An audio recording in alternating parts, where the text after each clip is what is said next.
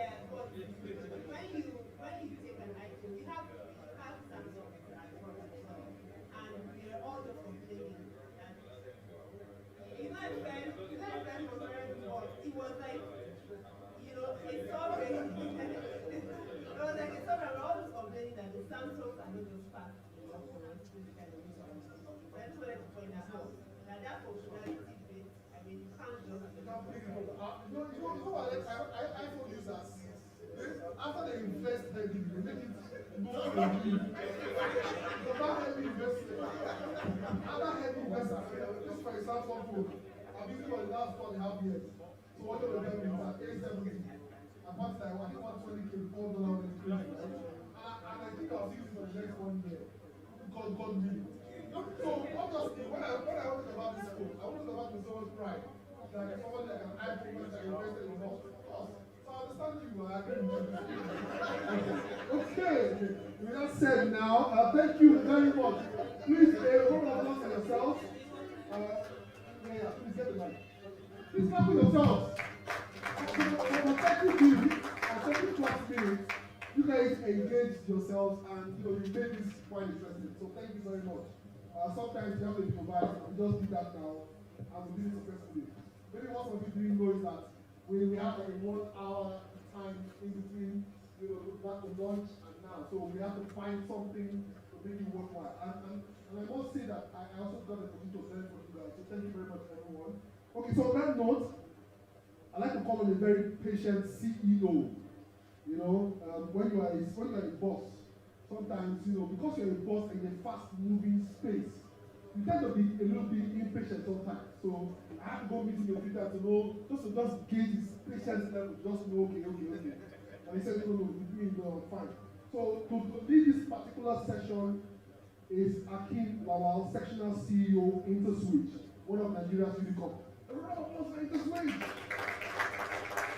I'm sure Akin will be using the podium because just to also interact and see everyone. Joining will be Modiaga Omukoro, CEO Absolute, Odunloge, CEO DIY Law, I mentioned it earlier, Santo Gobole, CEO FarmLab, and Benga Omoloku, AG, BDMFE. All right, so on that note, I'll hand over to Akin. It's a round of applause for you again. Thank you very much, everyone.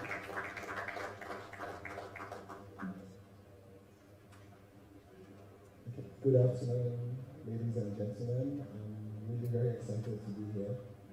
And for me, it's a little bit different from the role I'm used to. I'm usually on the panel answering questions, but today my role is very different. I'm the one that is going to be asking the question. So I'm looking forward to that. I don't know if the panelists are on yet. Okay. So while that is going on, I'm going to maybe just say a few words about myself. So as CFO said, my name is Akim Lau. I'm one of the co-founders. It is set to happen. The most anticipated gathering of players in the fintech ecosystem in Nigeria and Africa is set to go live. This is the 5th edition of Nigeria Fintech Week hybrid event with the theme Sustainability and Ecosystem Building, which is scheduled to take place between 25th and 29th October 2021, featuring 1 million attendees, 50 plus speeches and showcases, and lots more. The Nigeria Fintech Week comes up with a lot of goodies like partnership, event promotion, and many others. Participation is free. Speakers expected at the event are Adebajomo, President, Fintech Association of Nigeria; Dr. Segun Aino, President, Africa Fintech Network; Patrick Akinwuton, Managing Director and Regional Executive, Ecobank Nigeria; Dolapo Agbaje, Vice President, Apis Partners, and many other speakers in the fintech world. The Nigeria Fintech Week is sponsored by Amida Partners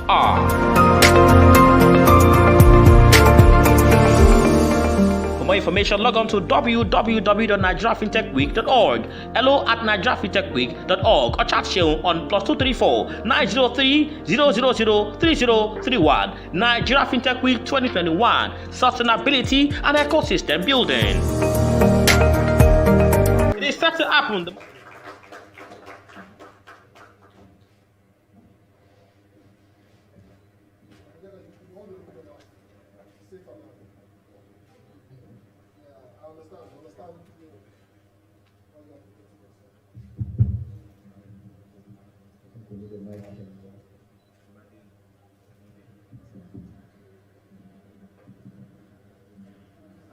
Okay, all right, thank you. Before I go ahead to introduce and welcome the panelists, just want to create a bit of a background of the topic that we're going to be talking about today as a panel. I think it's titled Disruption Disrupted, right? And I'll just give a little bit of background. There's no arguing the fact, right, that fintech has disrupted industries, not only in Nigeria, but across the world. Whether it's in payments, whether it's in agri-tech, insurtech, edtech, health tech, wealth tech, and so on, right? We have companies who have been creating innovative solutions that are solving real world problems. They are accelerating social and economic development. They're creating values for customers and they're creating values for investors, right? And they're doing that as they create solutions that customers use and enjoy, right? They're attracting foreign and local investments, running into millions, billions of naira, even in Nigeria alone, right? I also see a scenario where over the last 4 or 5 years, these companies have been putting Nigeria at the very leading edge of innovation and technology. They've been creating new products and services that are at the very, very cutting edge of technology that has been built out there. Many times being the very first in terms of what we've done. And on top of that, they're employing thousands of Nigerians, driving, and this one is a painful point for many of us now, they're driving salaries upwards with the kind of competition that we're having for tech out there. Over the last 3 days, we've had some really amazing conversations, right? But we really need to talk about the disruption that was caused last year by the COVID-19 pandemic, and especially the impact it has had on the fintech ecosystem. Today, the panel will be looking at the good, the bad, and the ugly of 2020 and what we're having to live with. We need to talk about this because we need to learn from some of the things that have happened. We need to look at the disruptions that have happened in that time period and what it means for the future of the fintech industry.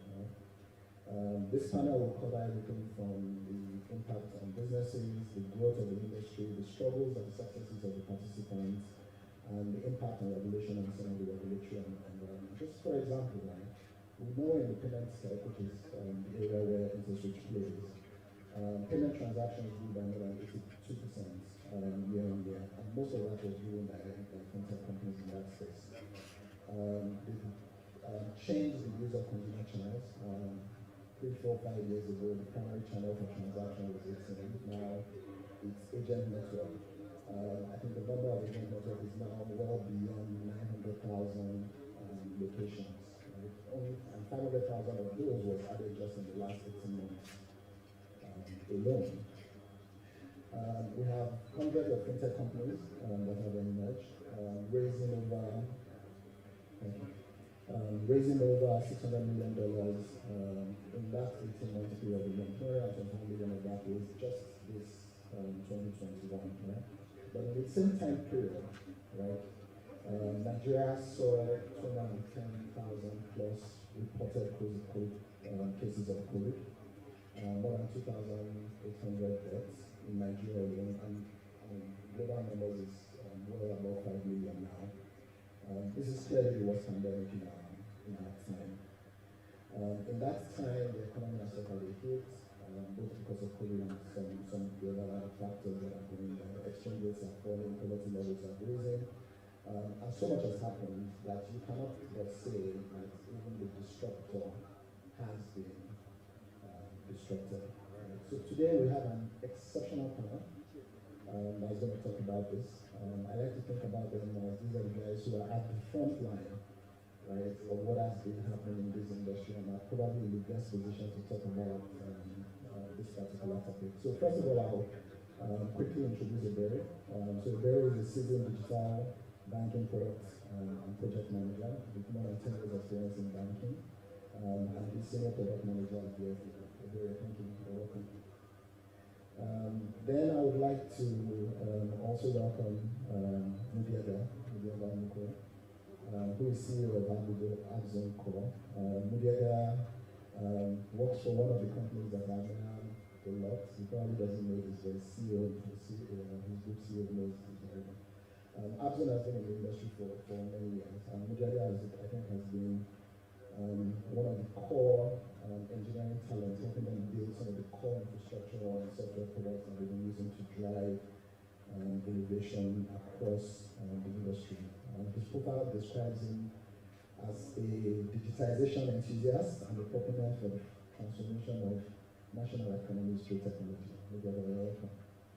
Thank you. I think we have Odun online. Can someone confirm? Hello, good afternoon. Hi, yes. Yes. So Odun Longye is CEO of she's co-founder and lead counsel at TLP Advisory, a venture law practice where she represents venture founders and their founders. She's also the co-founder of DIY Law, an award-winning leading legal technology startup. So legal tech is also in the house. You're welcome, Odun. All right. So before we get into the conversation, I think really the first question is, I've done a brief introduction, but I'd like each of the panelists to talk a little bit more about what you and what you do and what your company does. We'll start with you, Miguel, if you don't mind. All right. Thank you very much, Hakim. You've already introduced me, I guess, but I'll tell you again. My name is Miguel Umokoro. Everyone calls me Mudi for short. I'm the CEO of Abzone Core, which is a subsidiary of the larger Abzone Group. And we're basically a construct that is pushing the narrative that banking and banking infrastructure in the next couple of years does not need to be really acquired by financial institutions. They can be rented, especially when you think about things concerning profitability, concerning security, and then efficiency of the entire ecosystem industry. You start to really see a future whereby financial institutions focus on the business and then service providers deliver the technology that makes it work. So, I mean, this construct within Abzone Core is pushing that narrative. We'll be doing that for a couple of years now. We power the core infrastructure for a good segment of the industry. I mean, most of the microfinance network existing in Nigeria today sits on our platform, and we could try to provide everything they need technologically to be able to deliver the service that they deliver. We've also, on the base of this, started to expand beyond the shores of Nigeria. We have clients in Gambia, have clients in Ghana, and we're currently doing a lot of infrastructure of African countries to provide the services that we do. So, I mean, that's us. Thank you guys once again for the opportunity to be in this panel. So thanks, Mudim. Representing the core tech of Fintech. Welcome. Thank you, Mr. King. I'm very happy to be here, very delighted to be in the house. The partner with some of my senior colleagues come to admire over time. We at VNB Group, particularly VBank, which is a subsidiary of the VNB Group, VNB runs focusing on two core areas, which is banking and mobile banking technology. So in the banking space, we give them savings, credits for small businesses, fintechs, and individuals as well, and then we also handle the regular transaction processing for both businesses and individuals.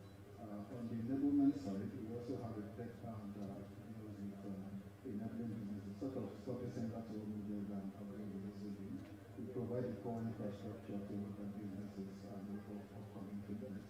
To enable them to kind of focus on what they're really doing and avoid the need to spend more on building technology and IT infrastructure. You can just come to us, leverage on what we have built over time, and use it to expand and grow in business. On the back of that, as well, offer advisory services, which essentially means that when it comes to regulation, when it comes to compliance, when it comes to all those very difficult topics that upcoming businesses tend to struggle with, to understand, to also to ensure that you don't actually fall foul or go on the wrong side of the door when trying to also build your businesses. We also offer that kind of support and advisory services to ensure that as you're growing, you're also on the right side of the door and you don't have any issues going down the line. So like I said, we're happy to be here and Thank you. So VFD banking tech, but also ecosystem builder. Thank you very much for joining us today. Odwin, if you can hear us. Yes, I can. You're welcome as well. Thank you. Thank you. Yes, thank you. Good afternoon, everyone. Good evening, everyone. My name is Odwin, and I'm co-founder at CLD Advisory and DIY Law. I guess I wear two hats, one as an ecosystem builder and one as an operator.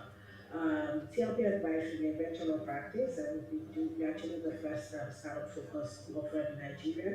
And we've been doing this since 2014. We work with founders and their funders. So a lot of the fundraising that you introduced, when you mentioned when you introduced, are part of the things that we do. We advise on such transactions. We generally provide legal services, and on through DIY Law, we make it possible for entrepreneurs to access legal services by themselves wherever they are. All right, thank you, everyone. Is something online? I think I see it.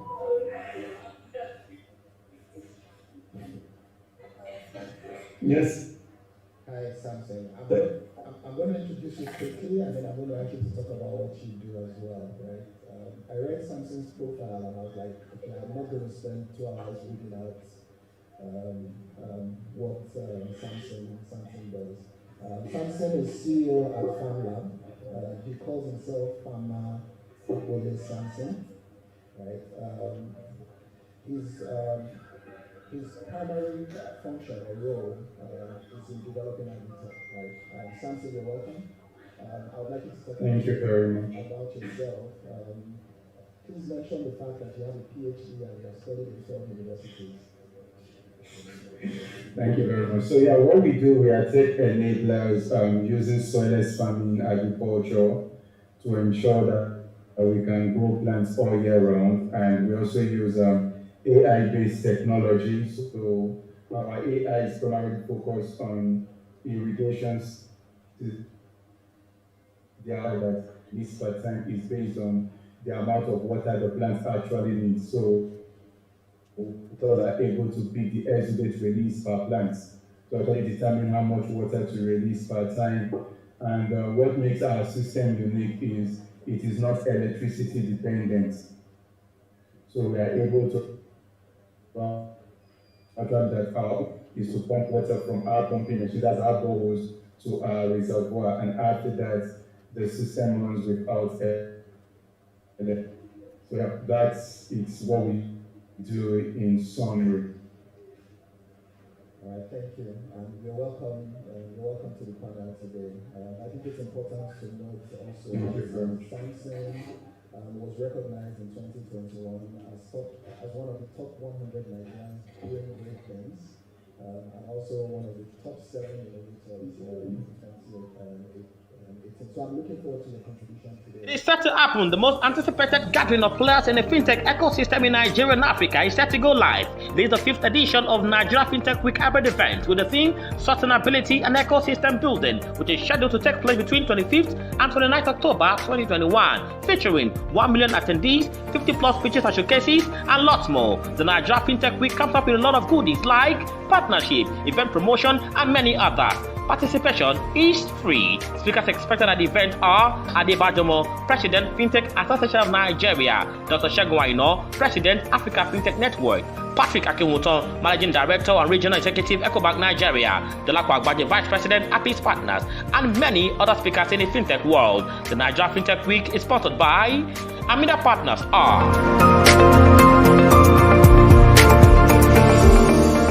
For more information, log on to www.nigeriafintechweek.org, hello@nigeriafintechweek.org, or chat Sheun on +234 903 000 3031. Nigeria Fintech Week 2021, Sustainability and Ecosystem Building. Issued loans to customers just like every other company. People are being asked to go home, shorter their businesses, go home and stay for a couple of months and all. And there was this panic, all this money that is out there, how do we get it back? What happens to this? How do we have the mind to start calling customers and to pay them? Because everybody was into the same thing, we saw what was going on. So, but as time progressed, the lockdown came in, time progressed. That confusion, or that initial confusion, then later moved on to become like a focus. Companies started focusing to find out, okay, we are here today, how do we progress to the next stage? What do we do to solve the situation? What can we do better? Interestingly, again, as we are passing through all this, we also witnessed tremendous growth on our platforms because we positioned as a digital bank that didn't have a lot of brands. We didn't have branches out there. Many touch points are digital. So we also experienced a lot of growth because banks were shut down. People were forced to stay at home or stay in particular localities and all. They still have to transact in one way or the other. So people actually sort of like embraced digital banking and digital solutions, and that impacted us positively. And I guess a lot of other businesses. So, but then, all into focus, we're able to restructure some of those things, even restructure some of the ways we work as well as a company. Things that we thought that people needed to come into the office or the workplace to do, suddenly we found that there were collaboration tools that they introduced to achieve the same results, or even better results, because you need to bring people out of there to the residents and all. And also, we found out that in a lot of ways for us, it also brought down the cost of operations. Because when you had to pay for electricity or run the office bills and for 24 hours a day, run that cost, all those things increased. So, in a lot of ways, there was a good part to it, which is the reduction in cost and increasing collaboration tools and being able to deliver results even in the downtime. Also, the bad part of it, which I mentioned earlier regarding the loans and the necessity or the requirement to structure some of responsibilities to ensure they keep performing and give customers sort of like a breathing space to recover and then make the payment. So, but then I think the ultimate lesson within that period was it's essential for companies, especially digitally focused or digitally based companies or businesses, to keep innovating, keep looking for better ways to do things, because this kind of the pandemic was something that had never really happened before last year. just tools to keep you updated, keep exploring, updating the data, never rest so that when such a thing happens, again, nobody knows, or if similar situations come up, they are better prepared to them to address them. Thank you. So, I mean, I think two important points that I just wanted to re-echo from what you shared. The first one is one that we saw clearly was that digital cash lending across the entire industry kind of dropped down to 70% during those first few months of the pandemic. And I imagine that that would have had a major impact on the number of the fintechs who were specifically into digital cash lending. But the flip side of obviously was the migration that we saw where customers moved more towards digital channel, which translated to significant growth in volume. But you also talked about innovation, and I'll come back to the innovation question in a bit. So maybe we can go from All right. perspective as well. Thanks. In our own perspective, I think it's very similar. I think the experience is really for tech companies is very similar. For us, it was initially tough. I mean, it was difficult to understand what was going on. I mean, we had situations whereby we had to lose some staff to other companies, and I mean, operations became really difficult when people are working from wherever they are, but we still have to deliver service because I mean, we service banks, right? So even when there seems to be a shutdown, I mean, things in the banking and payment space still need to function. So we need to make sure things are working, but we are not used to everybody, I mean, the whole company working from home. I mean, it was a little bit difficult transition for us originally. And then, especially because of the fact that things we had been planning to do, I mean, moving our internal operations online was something that we knew we should have been doing because obviously it's more efficient to do, but somehow we hadn't been put to the point where we just had to do it, you know. So COVID came and met us at that point with inefficient operations, people working from home, still needing to deliver value to customers. So I think that was a major challenge for us. But I think ultimately it turned out well because we were forced to do what we know we should have done. So we're able to move all our internal operations online. I mean, digitizing everything that we do, all governance-related processes that need to happen, and now we're now fully online, and you could have them happen literally from everywhere in the world, you know. So what started off as sort of like a downside ended up being a positive event, because what we now have is more efficient operations and the capacity to really have a workforce at disposition anywhere in the world. What that helps us do is, of course, reach out to more people and have better numbers in terms of what is the profit of this business doing, and that was very significant also.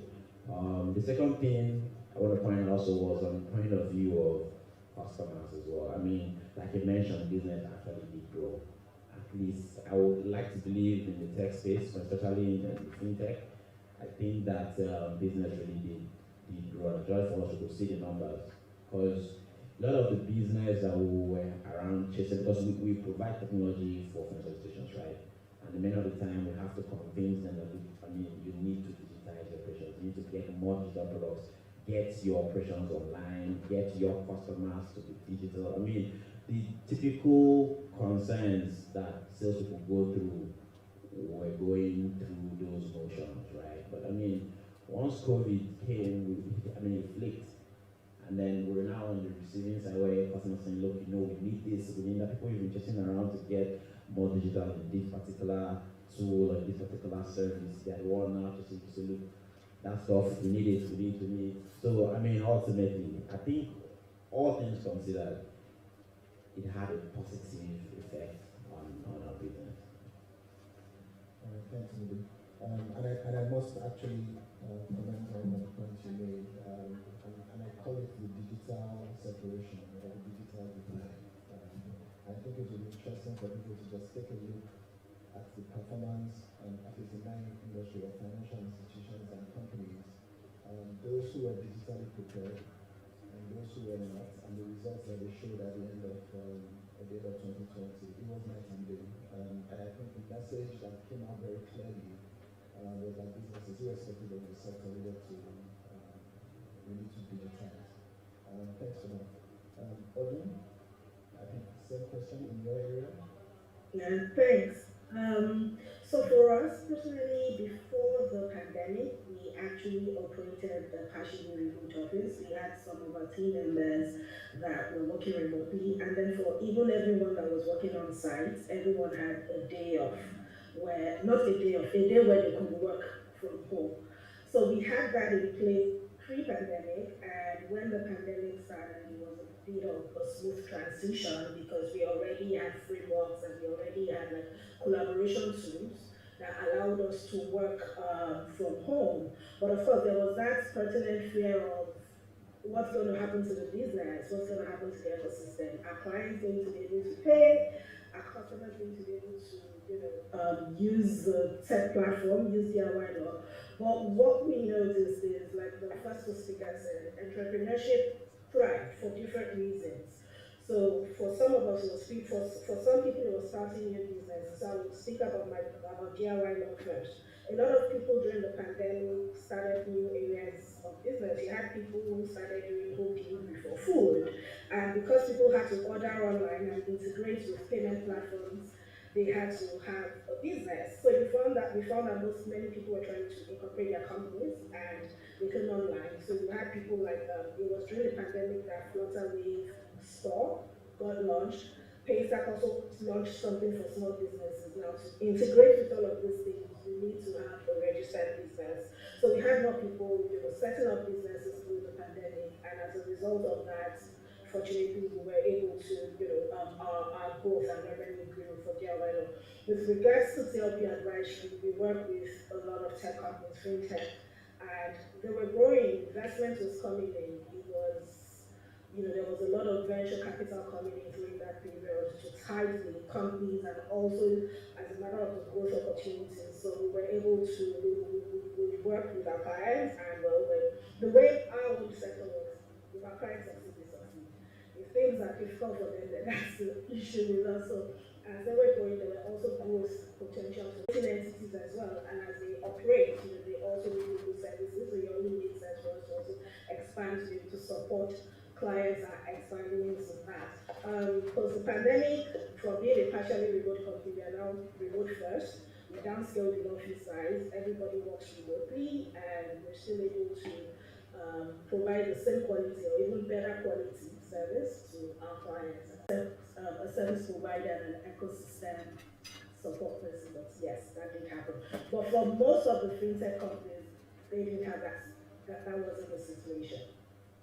Thank you. And I like the point you made around how it seemed that during this period there was just that growth in entrepreneurship and people basically trying to create businesses since they couldn't go to work. Hopefully that will translate into more growth in our economy over time. Samson, in agri-tech, what was the experience? Sorry, I had to turn off my video for a bit because of the network and the fan. As it's called, summers, we have a product that everybody needs during the lockdown, and somehow have no money to access it.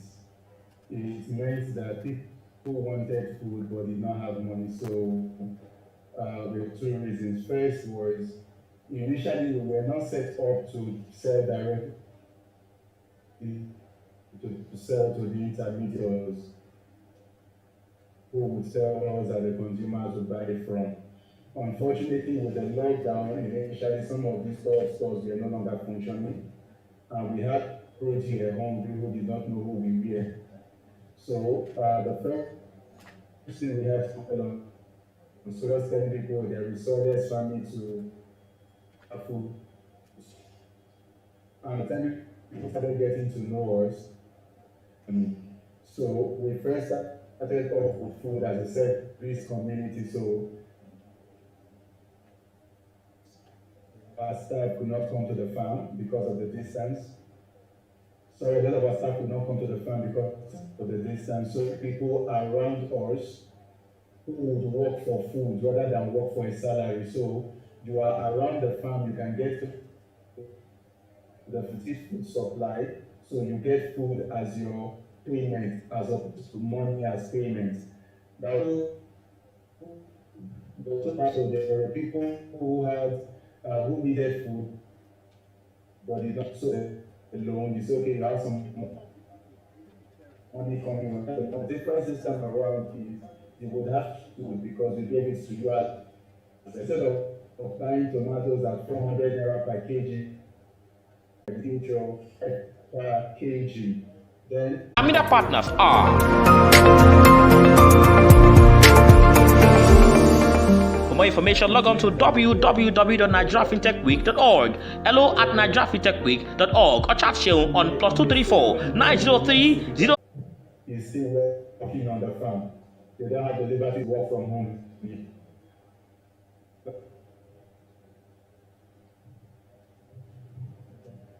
Thanks, Anthony. Your connection was cutting out intermittently. I think we got the gist of most of what you said. I'm going to try and repeat some of the main points. I think the last point really was probably the most profound. For farming, you cannot work from home. Right? So work from home is not even possible. But you also talked about some of the realities that I think can give the rest of us perspective, right? It got to a stage, you kind of gave the example of people who were willing to work for food rather than work for a salary, because that became the most important priority. And the challenges of the community, you talked about at some point even your farm feeling unsafe, because here you were building and creating technology to produce more food and people around you were hungry. Then I think you also talked a little bit about what it kind of got you to do, right? To the extent where you have to decide to create a direct route to your consumers and even innovate in how you are able to take your produce and deliver it to market. But I did like the point you made, and for me this probably my personal high point, is some of the ethical decisions that you have to make, right? Do I improve my tech and let people go home where they don't earn salaries? Or do I wait and maybe still pay people salaries so that they can survive? Thank you really, thanks a lot for your contribution. I think the next question really is now really looking at, and I think some of you have touched on it already. I'm going to come back to you. It's really around the innovations, right? I think one of our adages that we have is that necessity is the mother of invention. And I don't think a truer story could have been told about what happened in 2020. So I would like to focus maybe the next set of questions around, so what innovations have come or are you anticipating will come, right, from the experience we had in the last 18 months? Yeah, so you said it all when you gave the adage, because that period, the lockdown really spurred a lot of changes. I might not necessarily say innovation, but a lot of things changed and people had to adapt, change the way they approach day-to-day activities. For us, it was a lot more in terms of, because of the industry we're in, the way we reach out and communicate and engage our customers. So, for example, is the fact that at that period, things like customer experience took a different name. We now had to basically tool our CS as the contact center, so to speak, to be able to interact better with customers and be able to address a lot of their needs rather than call. Because things that you have said, okay, maybe come to the office, someone will attend to you, or someone will send someone to you to address this. We have to then find a way to tool our CS people, our CX team to be able to handle this while on the call with the customer. And that channel as well, so a lot of growth because people had to call in to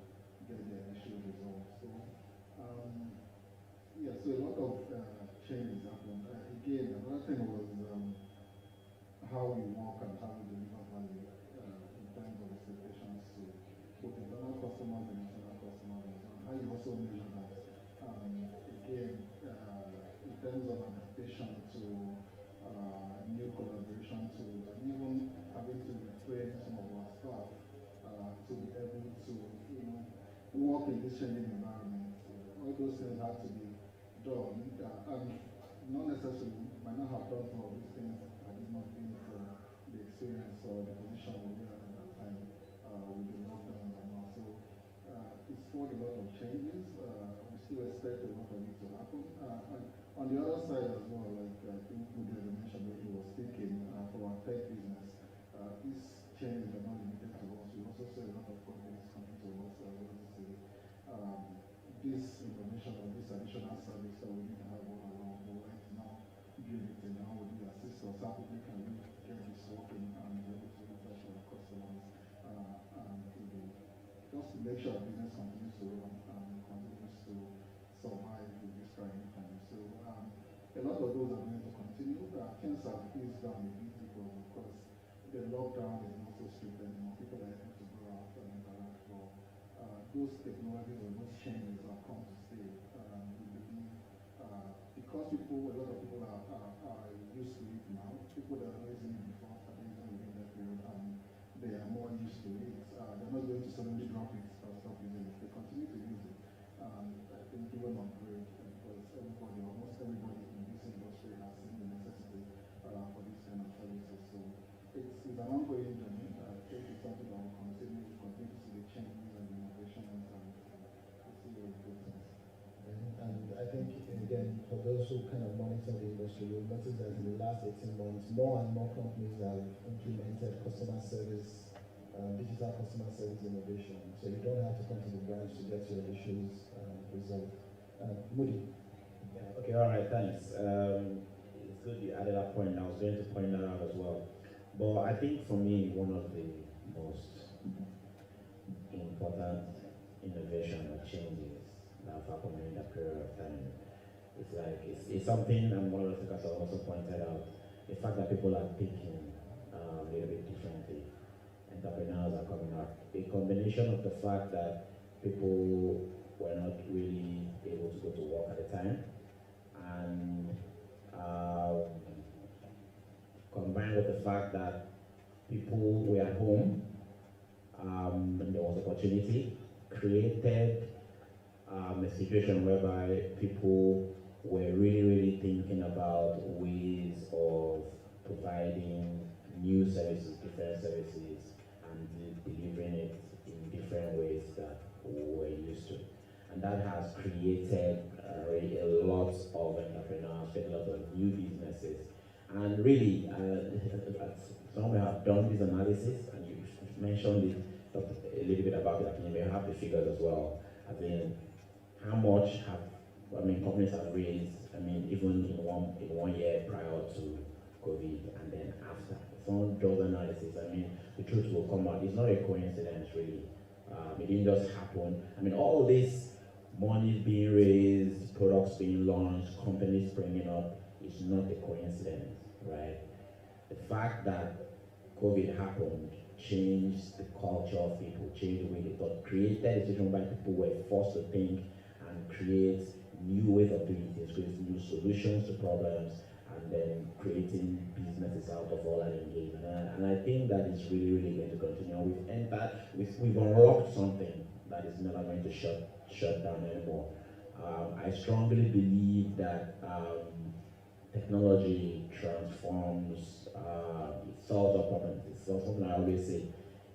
Given adequate amount of innovation or people thinking about a problem and applying technology, that problem is going to get solved. So I'm also really excited about what that means for the industry and even for the economy, because I see that it's not going to stop at fintech, right? As many opportunities as I get, I try to tell everyone else in every other sector that, fintech I've done well for itself, but I think we need to see a lot of more innovation coming up in all the other different sectors and merging with the opportunities created by fintech to create a really fully automated and connected economy. that will move us away from, the oil-dependent situation we're currently suffering from. I'm really excited about what this will mean in the coming years because it's not going to stop, that's for sure. Yeah, thanks, Obi. And I do agree with you. I think something has been unlocked, and I don't think it's possible to put that genie back in the bottle. Odin, please go ahead. Thank you.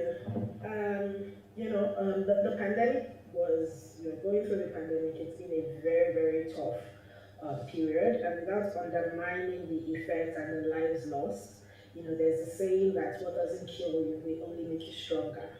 And, industries, companies that are able to emerge through this can only innovate and can only improve on what they do. And there's so many opportunities that people are taking advantage of. There are new business lines being created, there are new opportunities being created, collaboration opportunities, things that make it easier for people to work, even in the health sector. The research that is going into the health sector, the funding that is going into the health sector to improve health technology, to improve delivery of. Right now, there's still the challenge of getting vaccines. For instance, getting vaccines to the third world countries and to countries like Nigeria, like us. So there's still a lot of room and a lot of problems that need to be solved.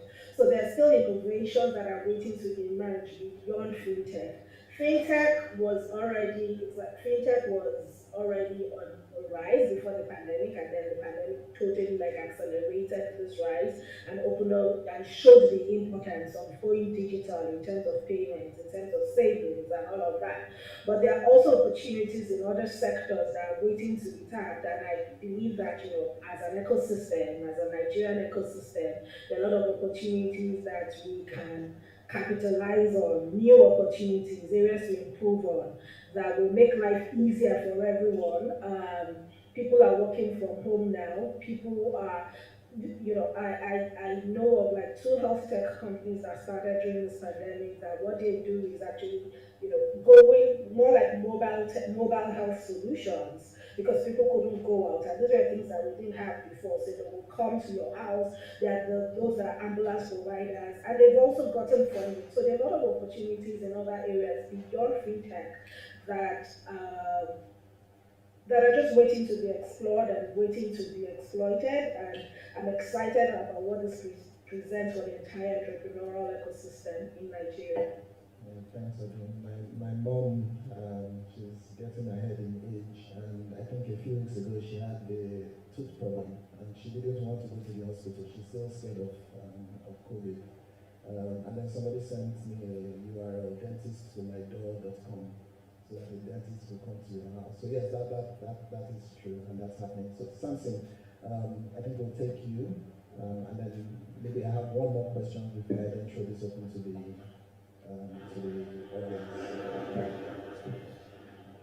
All right, thank you very much. So for that as opposed to being a solution, and that is there are two key methods: more food for the populace, more money for the farmers.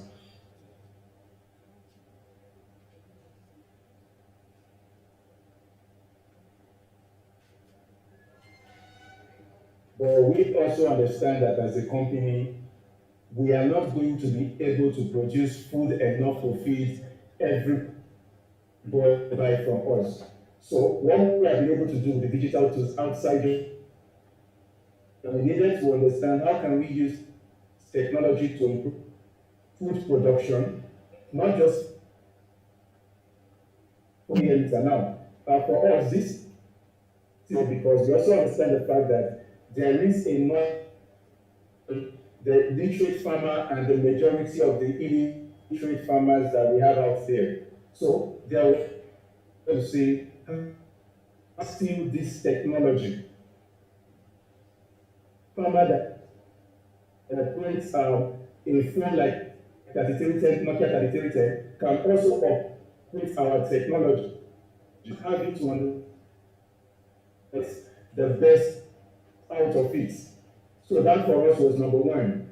And to ensure that we can achieve we have to development, which is these local communities to deploy this technology, understand the assets that they have in place naturally, and see how we will be able to use their local assets to build these technologies. That way, they don't see the technology as something foreign, rather they see it as something that is a part of them. And with that, it is easier for them to adopt it. So take for instance, with soilless farming, rather than getting vernacular to the country, we go to places like Abaraka, Liki, Warri, and use things like rice hull they are used to. Rather than going to get expensive rock wool that we use for nursery, we tell them to bring their plantains, what's it called, soccer, to use. Then that felt much more relatable and easier for them to adopt. And what this simply meant for us was we are able to drive down the input costs, they see the profits. So to them it is about profits. And if they can see more money, then of course they to do. Now, the advantage, it was easier to move money around from source. So you need to send input material. You don't want to know what COVID-19, where people will tell you that alone with account, we can only collect money when it is cash. It's not an option because you are far off to move. So anybody that was in a village that could actually account would pay king of the village automatically. Funds now flows through you. So with that, we were able to sign up more farmers to add.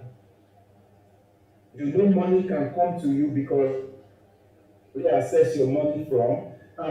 Much more than that, I mean, do not underestimate the fact that you can see your money in quotes. When I say see your money, so as a farmer, because first you are used to cash, but now we are telling them, okay, we'll give you a small phone. With your small phone, you can go online and check how much you have as your balance. So for them, that balance is okay. Have you paid? Yes. Okay, okay, sorry, I'm using pidgin. Okay, I don't check them. I don't see the money. Yes, yes, yes, all correct.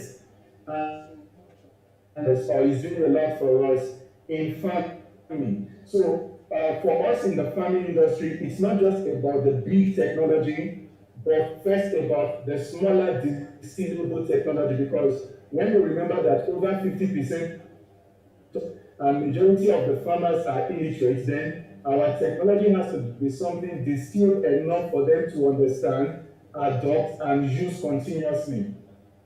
That way, there is better food production per square meter, vis-a-vis more money, and I mean, bottom line, also more profit for the fintech. Thank you. Yeah, thanks, Anthony. And thank you very much for your contribution and for all my panelists. Thank you very much. Please, a round of applause for the panelists. I think we can throw the floor open to questions, either online or in the room. If there are any questions for the panel.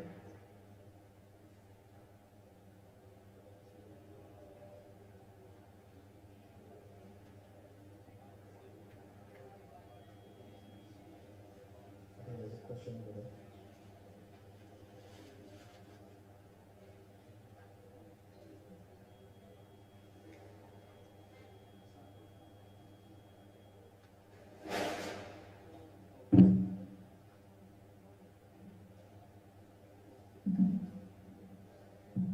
Good evening, everyone. So actually, my question is actually for you, if you don't mind. We are from a startup payment sports also. I think we're basically focused around that. I wanted to ask, seeing as we are inevitably moving towards cashless payments, even though we see ATM levels here in Nigeria, we're inevitably moving towards salarials and everything else. What kind of incentives, for lack of a better word, can we get from a company like InterSwitch? So we recently were trying to acquire your API in terms of being merchants and onboarding some of your services when it comes to payments. Why InterSwitch over somebody else? I think that's question in person, one-on-one. Yes, thank you.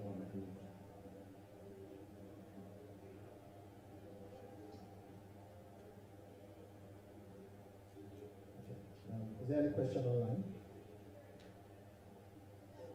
Okay, so maybe just a final word from the panelists as we close. And really, I think a lot of the conversation we've had today really is around risk management. And I'd just like to hear your final thoughts as we round up on really what are the risk considerations that we need to take into the future, right?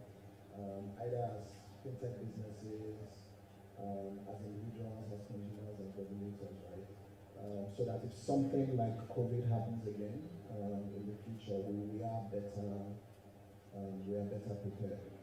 I'm just going to try to open rather than going around the table. So what do we need to do to be better prepared for another disruption if it does come? And let me be clear, I'm not praying for another COVID. All right, I can just jump in here. I mean, it's not a easy question to answer. It's not straightforward, really, because you really can't be. I don't think you can really be prepared for whatever the future will eventually throw, right? But yeah, there are things to be learned, and that is just to. I think for me, the first thing, the important thing for me to take away from the COVID experience was that, I mean, as entrepreneurs, as businesses, we need to execute faster, because a lot of the things that we're thinking about that we see, I mean, a lot of what we do gets overtaken by events with time. I mean, given a sufficient amount of time, you will be overtaken by events, right?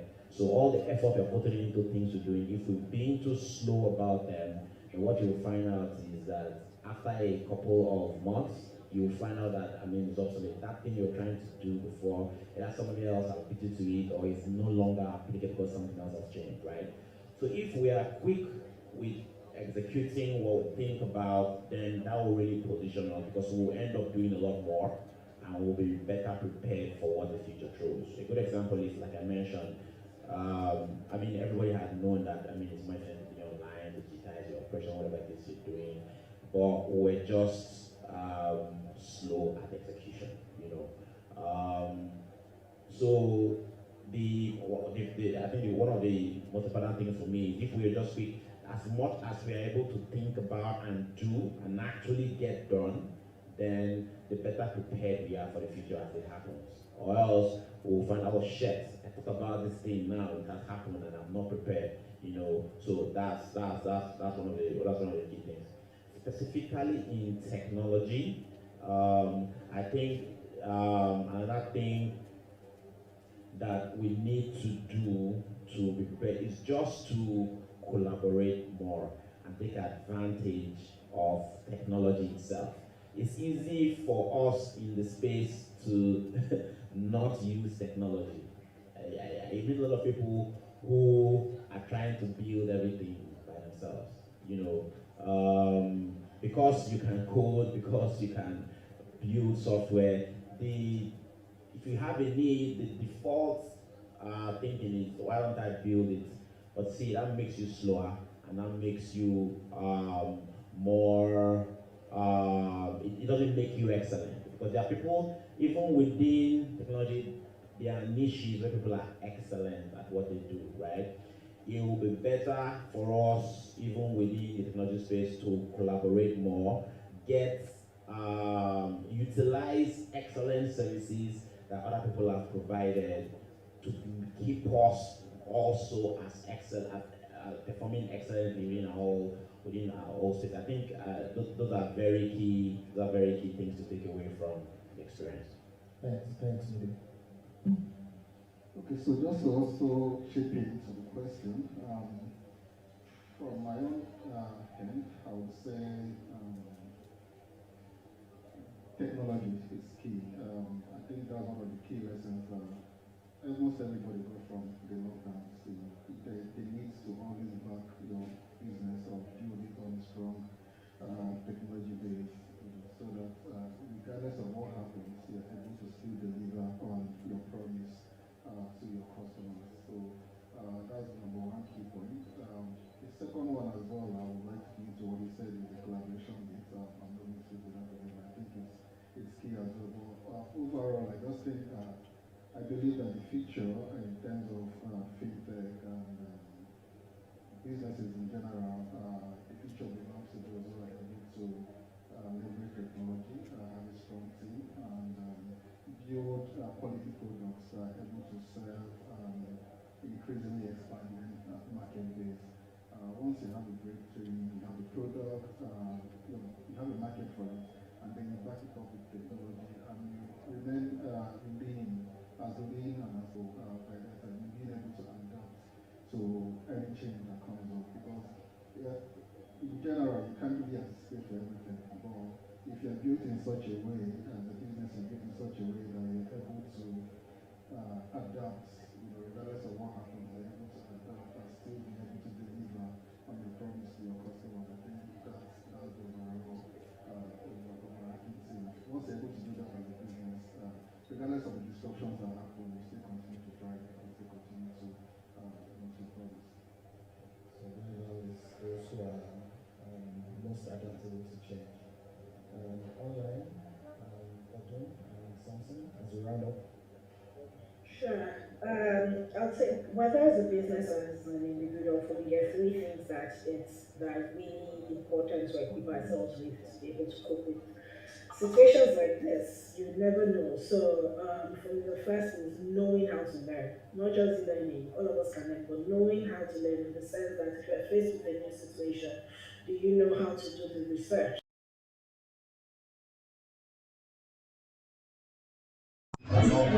Wow.